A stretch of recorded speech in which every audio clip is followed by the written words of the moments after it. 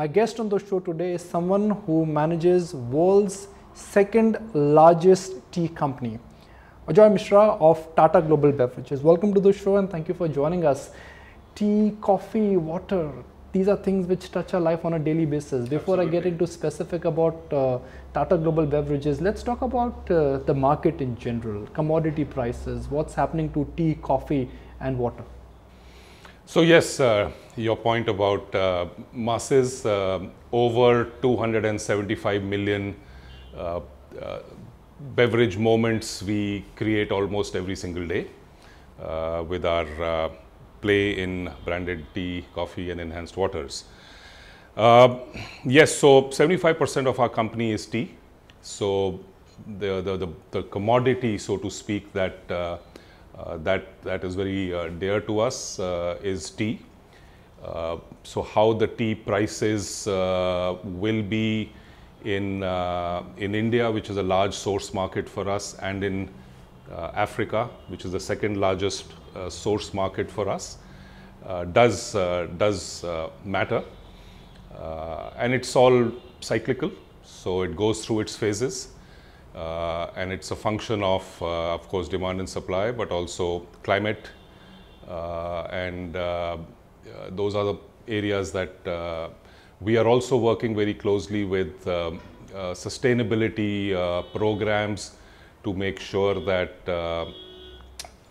we are ethically, our tea that we are sourcing and buying is coming from very sustainable practices and gardens.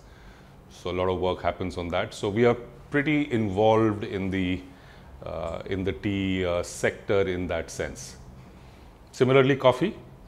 We are in branded coffee in the US, which is our largest branded coffee play with 8 o'clock coffee. And we are also, we've got a subsidiary company called Tata Coffee, which has India's largest integrated coffee plantations, and it also does instant coffee manufacturing in a B2B sense. So we are into coffee, we understand coffee.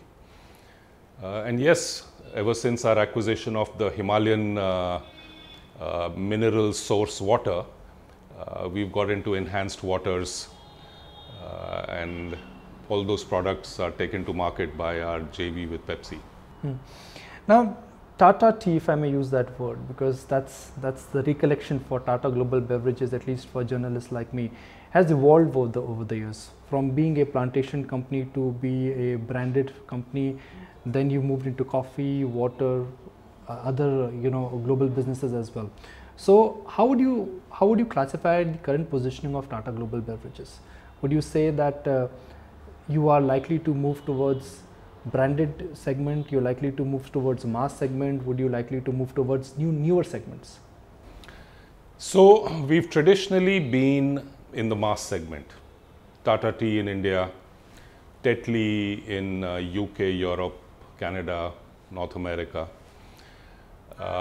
Over the years, we've been noticing and studying trends, and we've been noticing that more and more premiumization in tea and in coffee is the way value is moving.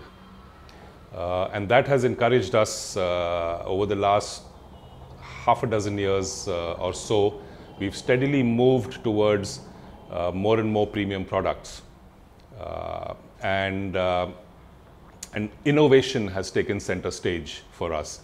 We believe that new news and innovation always keeps our brand out there, and with every piece of innovation we are aiming to go up the premium ladder. That's been our play and strategy. Now, broadly 60% of your total revenue is global in nature. Within that, Tetley is a mainstay. And some would argue that the Tetley acquisition has been a tough acquisition for Tata Global Beverages. Is demand coming back? Has that demand, has that brand, have things stabilized for Tetley? I would say yes. Since our acquisition in 2000, the trend has been that black tea consumption is either stagnant or declining in some key markets. And we were over-indexed or traditionally been a black tea company, and Tetley has been a black tea brand. But thereafter, what we've started doing is we've started opening up our play in non-black, because those segments such as green tea, fruit and herbals, specialty teas, those segments are growing. While black tea, for instance, in the UK is on a slight decline category. So we are changing our portfolio mix of teas and quickly moving into teas which are more premium and parts of the tea category that are showing growth. So that has been the strategy not only in the UK, but also in Canada, US, Australia. And that is how we are transforming the Tetley brand. So 75% of your total turnover is comes from tea. Within that, how much is black and how much is non-black? I would say, okay, market by market, it will have to vary, because that's how our play is. So in India, for instance, over 95% would be black tea. In the UK, it would have been so like that some years back, but today, I would say non-black tea would be almost 20-odd%. In Canada, it would be a higher percent non-black. And in Europe, which is largely non-black, which is France and Central Europe, it's going to be the reverse. So it's we are playing in different markets, and we are, our play of black, non-black has been moving in different proportions as the market has been evolving. But do you think the J curve for Tata Global Beverages or Tata Tea in this case will come when the non-black sales are higher and they pick up, because that's where you're making money? That's where the premiumization also seems to be happening. Outside of India, in mature markets.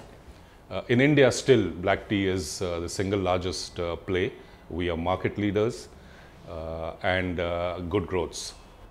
I looked at your Q3 numbers, the numbers which are in public domain, and you've gone on record and you've said the demonetization impact is behind us. So can I safely assume that from your company standpoint, the local demonetization impact, at least for India business, that's history? Yes, yes. Barring a small blip in November, we even ended the quarter quite strong. So I think we've come out of it pretty well, and that is absolutely behind us. So yes. How are you managing your global business in this kind of an environment where there is a lot of forex volatility? British pound has dropped, US dollar has been volatile, other emerging market currencies also have been literally haywire. 60% of the business is global in nature, and then you have to manage the currency volatility. That must be nightmarish. Yes, but I think we are coping well. We are coping well. There are hedging strategies in place. There are other strategies where we are able to work very closely with our customers, that is the retail partners, and we are able to sort of partner in a way with them so that they are able to see our issue, and we are able to adjust. We are able to adjust to the volatility such that it's a win-win for both sides. But aren't you spreading yourself too thin, because you've now moved into Bangladesh, Middle East? These are big markets, but currently they are small markets. Are they worth your while, worth your money? I would say yes. Middle East is a large tea market. It's a very large tea market dominated by, I would say, largely one single player. And these are black tea markets. Black tea is something we understand well. And we've entered, historically, our Tata Tea and Kalandevan brands had already reached there. But we are now in a more organized manner taking our Tata Tea portfolio to the Middle East as well as Tetley. So because the marketplace there is the local and the expat market, as well as a lot of the market that is South Asian dominated. So we are there now with both the brands, and we are bringing all our new innovations in Tetley that we have experienced success in UK and Canada, and we are bringing some of those innovations. So our entry into the Middle East is innovation led, and we are beginning to see us making inroads there. But Middle East and the extended Middle East, which we haven't yet gone into, including the CIS countries, are huge tea markets, and that's white spaces for us. And part of our strategy is to look at white spaces both within India. India is not one India, and outside of India and parts of Asia, where we are currently under indexed in our play.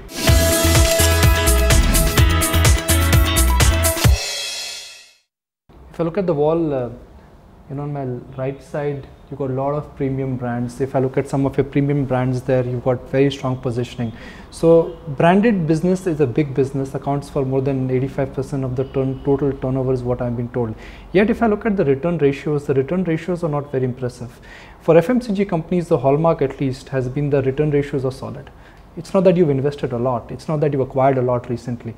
A couple of years ago, yes, you were acquiring a lot, but last 2-3 years, you've not acquired anything significant. Your return ratios are not improving.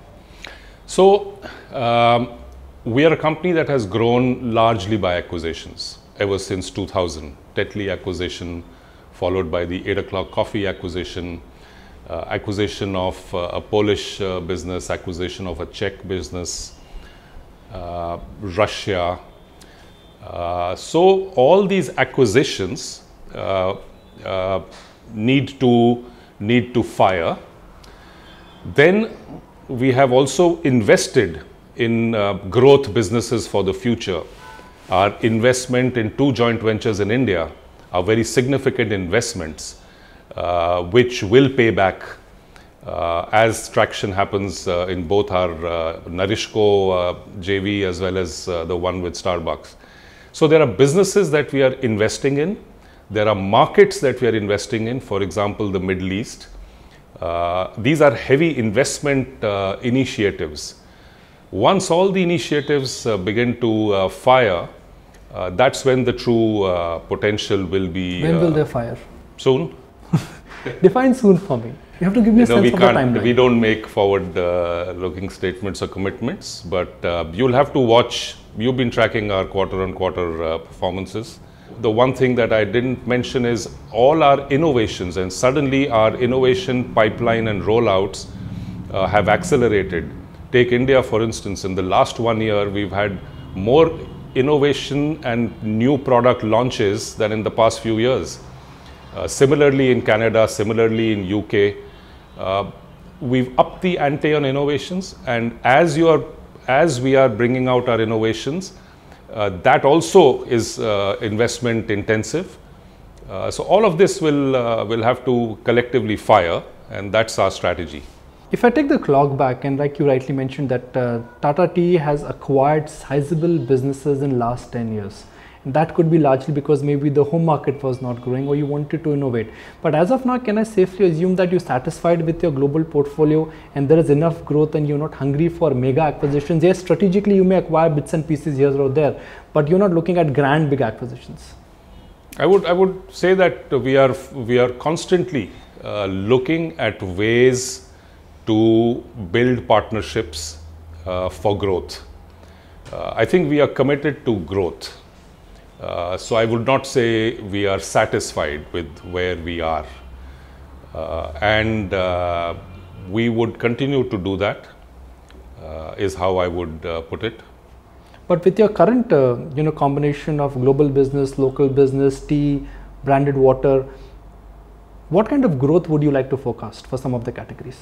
I can't be significant, I can't be specific in numbers. But I can say we want more growth than we've seen so far.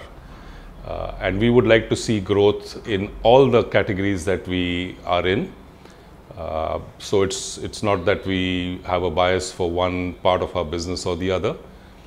It's going to be led by where we see opportunities coming up. Water is a new category we've entered. Is that a large category for you? Enhanced waters globally is a large category and probably one of the fastest growing beverages. So our Himalayan still water that we launched, we have followed it up with Himalayan sparkling recently. We have now brought out flavored Himalayan, original source water Himalayan with natural flavors of Himalayan fruits. These are all new products, and all of these categories are categories that are growing very rapidly in percentage terms, double digits and high double digits, both in India as well as in key markets around the world. And since we do have equity here, we do have a brand and a proposition which is very strong. We believe we have a potential to make a much bigger play. And this is a very fast growing category, like I mentioned earlier. So let me understand the global growth then, because if you are a market leader, you will do much better than the aggregate growth of the industry.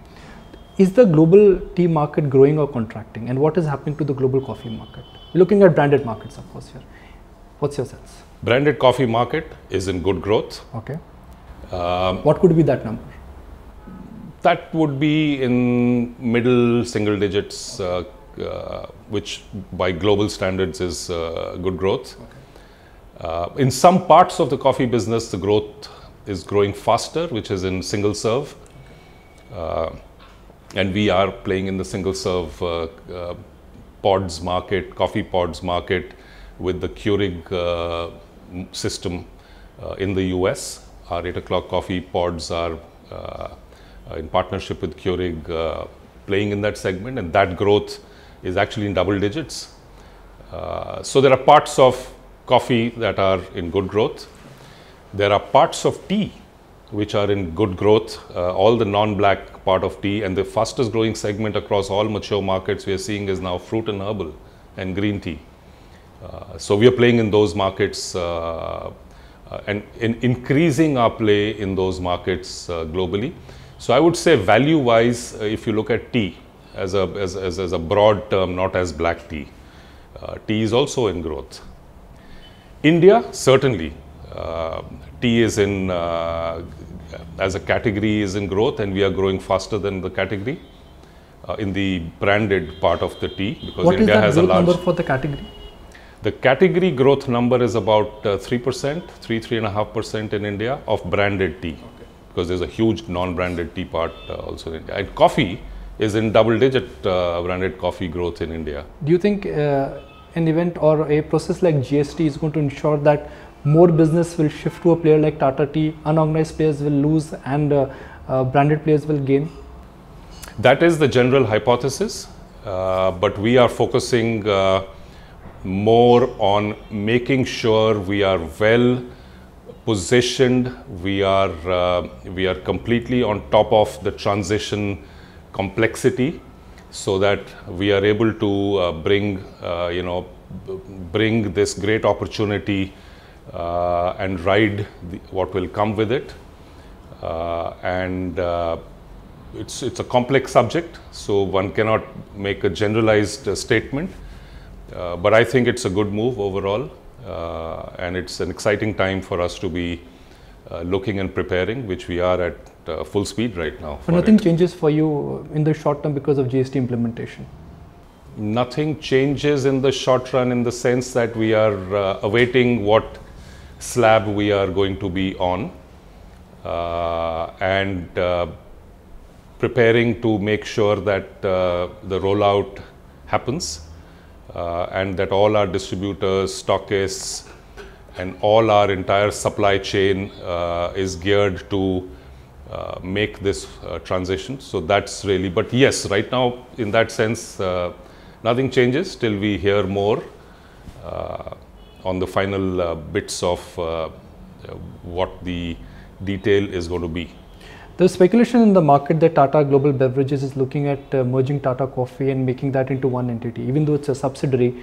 But any thoughts on those? That's purely speculative. There is no such proposal under consideration. But it is your subsidiary, so why don't you just merge it? It is a subsidiary. They are in a different play. They are in B2B play. They are a large coffee plantation company in the business of coffee instant B2B play. And we are very happy with the way Tata Coffee is doing. Let's talk about your two joint ventures, Starbucks and the joint venture with Pepsi. Now, in the past, you've invested and then you've monetized. Is your joint venture with Starbucks here for keeps for another 5, 7, 10 years, or this is an investment which you are likely to monetize somewhere down the line?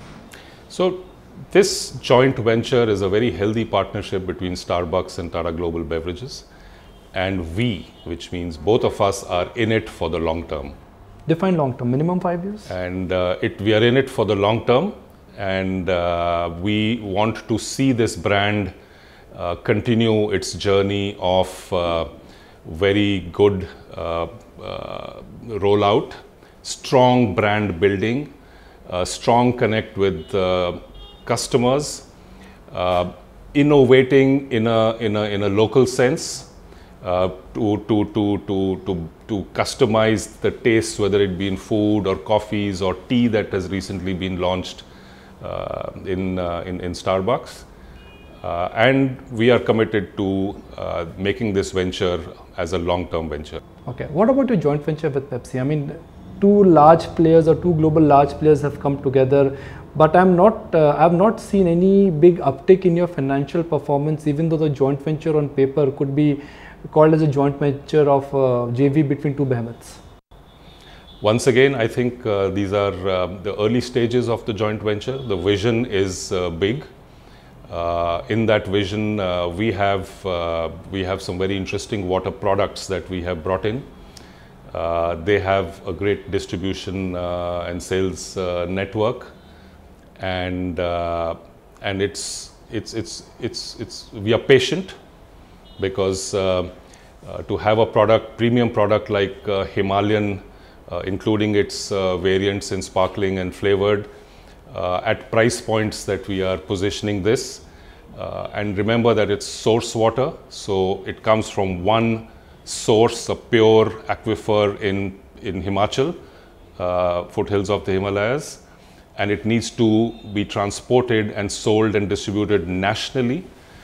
So there are some challenges there, but we are well on our way to seeing very good growth happening. Similarly, we have two other products that we brought into this joint venture. One is Tata Water Plus. This is water fortified with zinc and copper to build immunity.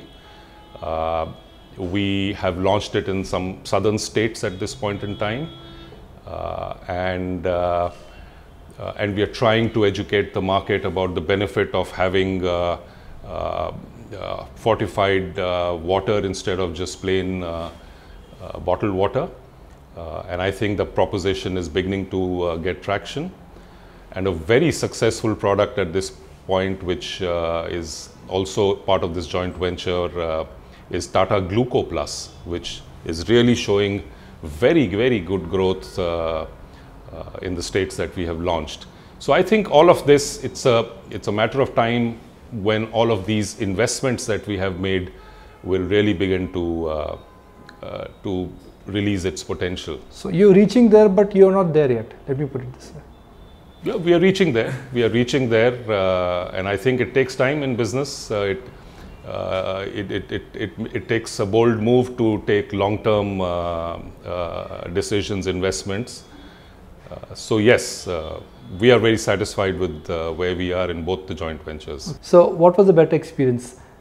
Sipping a cup of Tetley tea in the morning in London, or having a chai in Mumbai? Both.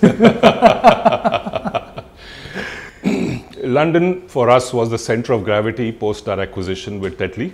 But I think for a large Tata company operating out of India, out of Mumbai, made more sense.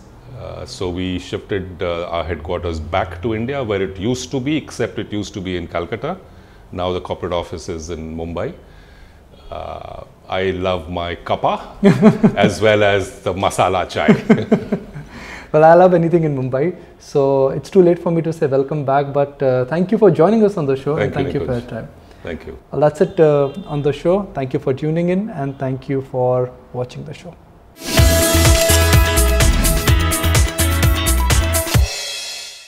Find us on Facebook at facebook.com/etnow and don't forget to click the like button. You can also follow us on Twitter at ETNowLive. To stay updated with all our programming, hit the subscribe button on our YouTube channel by logging on to youtube.com/etnow.